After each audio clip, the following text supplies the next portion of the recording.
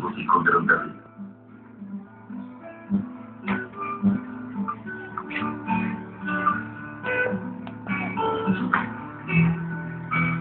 குளிர்ந்த செங்கல் காற்று மலர்களின் மனத்தை சுமந்து சென்று கொண்டிருந்தது.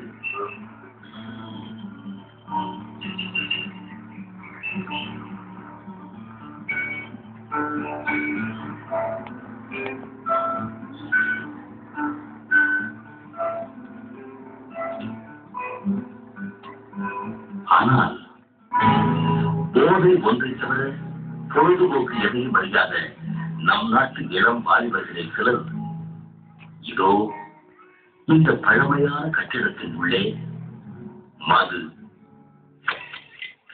கஞ்சா, சிராலி, பிரவுன் சுகர் இவைகளால் தங்கள் சிந்தையை சூடேற்றிக் கொண்டிருக்கிறார்கள்.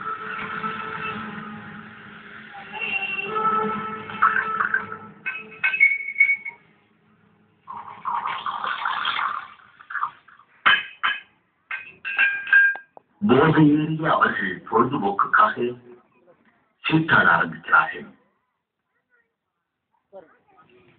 சூதாட்டம் சூடு பிடிக்கவே நேரத்தை மறந்து விளையாடிக் கொண்டிருக்கிறார்கள். மணி இரவு 11 அடித்து ஓய்கிறது. ஆனால் இவர்கள் சூதாட்டமோ இன்னும் ஓய காணும்.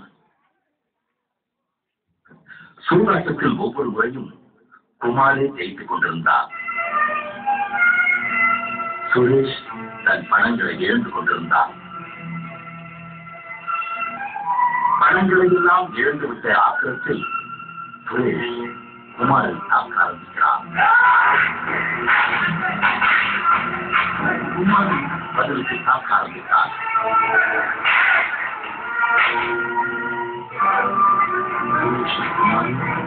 ஒருவரை ஒருவர் மோதிக்கொள்கிறார்கள்.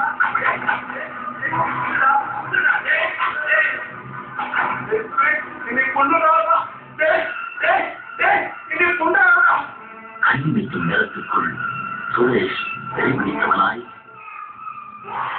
கத்தியை எடுத்து குமாரை பயங்கரமாக தாக்கி கொலை செய்து விடுகிறார்.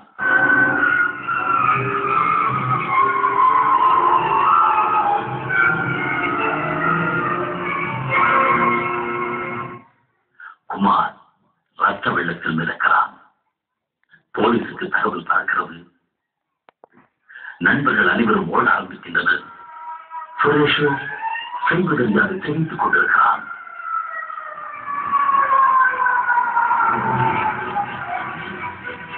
சுரேஷ் மாடியிலிருந்து எட்டி பார்க்கிறான். போலீசார் காம்பவுண்ட் கேட்டுக்குள் நுழைவதை கண்டதும் சுரேஷ் கட்டிடத்தின் பின்பக்கமாக தாவி குதித்து தப்பியோடுகிறான். ரத்த வெள்ளத்தில் கிடக்கும் குமாரை போலீசார் பார்வையிடுகின்றனர்.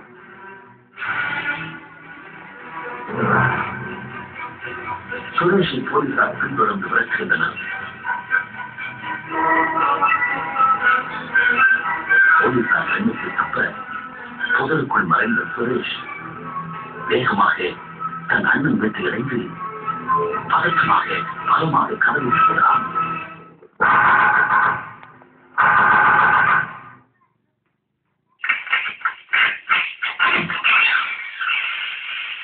கதவை திறந்த அண்ணன் தன் எதிரே ரத்த கரையுடன் நிற்கும் தன் தம்பியை கண்டு அதிர்ச்சி அடைகிறார்.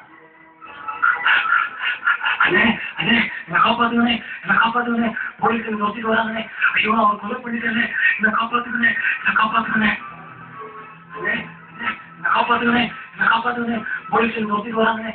அண்ணன் சுரேஷை உள்ளே விட்டு கதவி போட்டுகிறார். நடந்தது அனைத்தையும் சுரேஷ் அண்ணனிடம் கூறுகிறான். பின் அண்ணன் ரத்த கரை படிந்த தம்பியின் உடையை கழற்றி அவன் மேல் உள்ள ரத்த கரையெல்லாம் தனது சவலால் துடைக்கிறார். உள்ள அறைக்கு அவனை அழைத்துச் சென்று அமைதியாக அவனை படிக்க வைக்கிறார். தம்பி பயப்படாத, ஒண்ணுக்கும் பயப்படாத. நீங்க அமைதியா படுத்து, மற்ற எல்லாத்தையும் நான் பார்த்துக் கொள்ளுங்க. தைரியமா இரு, தைரியமா இரு.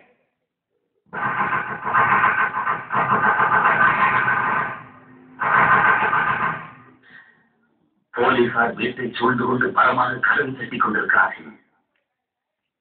அண்ணன் ஒரு கணம் நின்று யோசிக்கிறார். பின் நெருக்கமான ஒரு முடிவுக்கு வந்தவராய் தம்பியின் ரத்த கரைபிடிந்த சட்டை அழிந்து கொண்டு ரத்தம் தோய்ந்த கத்தியோடு கதவை திறந்து போலீசாருக்கு முன் மௌனமாய் தலைகுனிந்து நிற்கிறார்.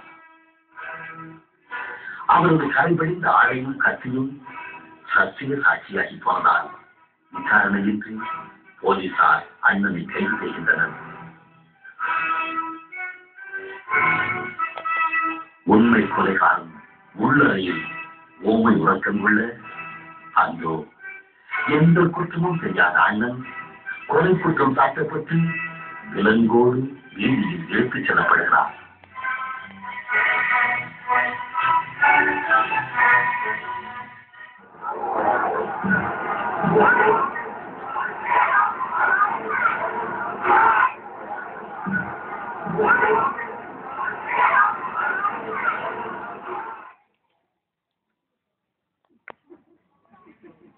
நீதிமன்றத்தில் குற்றவாளி கூண்டில் அண்ணன் நின்று கொண்டிருக்கிறார். போலீசார் அவரது ரத்த கரைபிடிந்த சட்டையையும் கத்தியையும் ஆதாரங்களாக காண்பித்து தெரிவிக்கின்றனர்.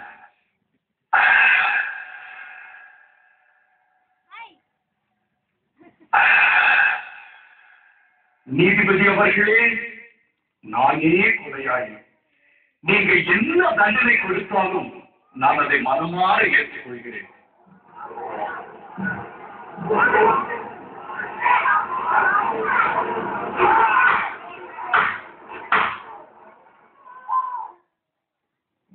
நீ செய்த கொலை குற்றத்திற்காக இந்திய சட்டம் EPCO 302 பிரிவின்படி உனக்கு மரண தண்டனை விதித்து தீர்ப்பளிக்கிறேன்.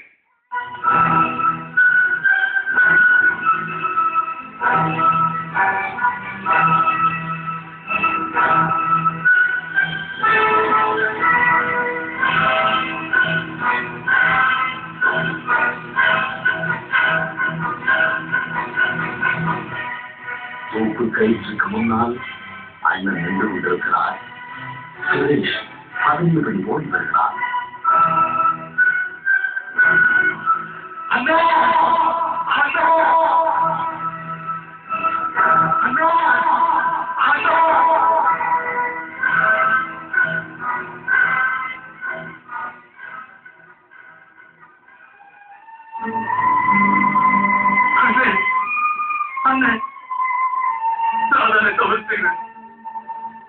கொலை செய்து தண்டனை பெற வேண்டும்.